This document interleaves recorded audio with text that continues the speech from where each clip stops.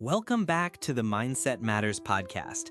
And today we're tackling a topic that every single one of us has experienced, but few of us want to talk about: failure. I'll start with a personal story. Years ago, I had this great idea for a project I was passionate about. I poured so much time and energy into it. I stayed up late, I worked weekends. I was completely convinced it was going to be a huge success. But when it launched, it was a complete flop. It didn't get the traction I'd hoped for, and frankly, it was a little bit embarrassing. The feeling of disappointment was immense. I felt like I had let myself down. I questioned my own abilities and wondered if I was even cut out for this kind of work. For a while, I just wanted to forget it had ever happened. But here's the truth. That failure taught me more than any success ever could have. It forced me to stop and reevaluate everything. And eventually, it put me on the path that led me to where I am today. On this episode, we're going to reframe our relationship with failure. We're going to talk about how to stop seeing it as an ending and start seeing it as an essential and powerful part of your journey. The myth of the flawless highlight reel. We live in a world where we're constantly bombarded with other people's successes. We scroll through social media and see perfect photos, shiny new ventures, and flawless highlight reels. It's easy to look at that and feel like everyone else is gliding through life without a single misstep. We start to believe that failure is a sign of weakness, or even worse, that it's something to be ashamed of. But that's a dangerous lie. The reality is that every single person you admire, every success story you've ever heard, is built on a foundation of countless failures. They just don't post about those on Instagram.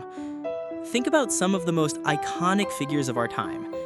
Michael Jordan was famously cut from his high school basketball team. J.K. Rowling's manuscript for Harry Potter was rejected by 12 different publishers. Walt Disney was fired from a newspaper for lacking imagination. These weren't small setbacks. They were significant failures. But they didn't define these people. Instead, they became fuel. They became a crucial part of their story. Failure isn't the opposite of success. It's not a roadblock. Failure is a stepping stone. It's the information you need to move forward. The 3 types of failure. It's helpful to categorize failure so we can learn from it more effectively. Not all failures are created equal. Let's break them down into 3 categories. Failure of execution. This is when your intention was good, your goal was solid, but the process you used to get there was flawed. Maybe you started a new exercise plan, but you picked a routine that was too intense and you burned out. Or you tried a new recipe and the ingredients were right, but you cooked it at the wrong temperature. This type of failure is a gift because it shows you what to fix. It's a message that says your idea is good, but your strategy needs work. The lesson here is to analyze the process, not to question your ability. Failure of effort. This one is a little different. This is when you had a goal, you knew what you needed to do, but you didn't put in the work. Maybe you had a big presentation coming up, but you procrastinated and didn't prepare, and it went poorly. This type of failure is tough to face because it's a direct reflection of your own choices. But it's also incredibly powerful because it's completely within your control. The lesson here is about accountability. It teaches you about the importance of discipline and consistency. It's a chance to recommit with a new resolve. Failure of direction. This is the biggest kind of failure, but it can also be the most liberating. This is when you were moving in the wrong direction entirely. Maybe you were chasing a career path you thought you wanted, and when it didn't work out, it forced you to realize your heart was somewhere else all along. That failure wasn't a mistake. It was a course correction. It was the universe pushing you off the wrong path and clearing the way for the right one. That type of failure frees you from a life that wasn't meant for you. 4 practical steps to learn from failure. So now that we understand what failure is, how do we use it as a teacher? Here's a simple 4-step process you can use the next time you experience a setback. Acknowledge and process the emotion. Don't try to immediately jump to the lesson. It's okay to feel disappointed, frustrated, or sad. Give yourself a moment to feel it. Acknowledging the pain is the first step toward moving past it. Analyze, don't criticize. After you've had a moment, it's time to become a detective, not a critic. Ask yourself, what happened and why did it happen? Don't ask, what's wrong with me? The first two questions lead to solutions.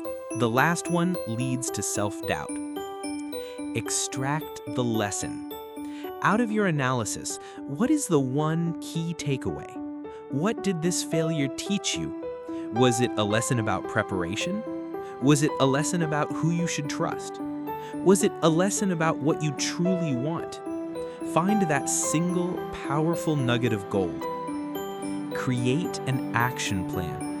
The lesson is useless without a plan to apply it. So based on what you learned, what's one small, actionable step you can take today to move forward? This connects directly back to our last episode. Don't try to change everything at once. Just apply one small change. Failure is a part of the human experience. It's not the end of the road. It's a course correction, a teacher, a motivator. Don't be afraid to fail. Be afraid of not trying. Be afraid of letting the fear of failure stop you from pursuing something you're passionate about. My challenge for you this week is to revisit a failure from your past. It could be big or small. Use the 4 steps we just talked about. Acknowledge the emotion, analyze what happened, find the lesson, and think about how you can apply that lesson in a small way today. Thank you for listening. Join me next time for our episode on the art of letting go.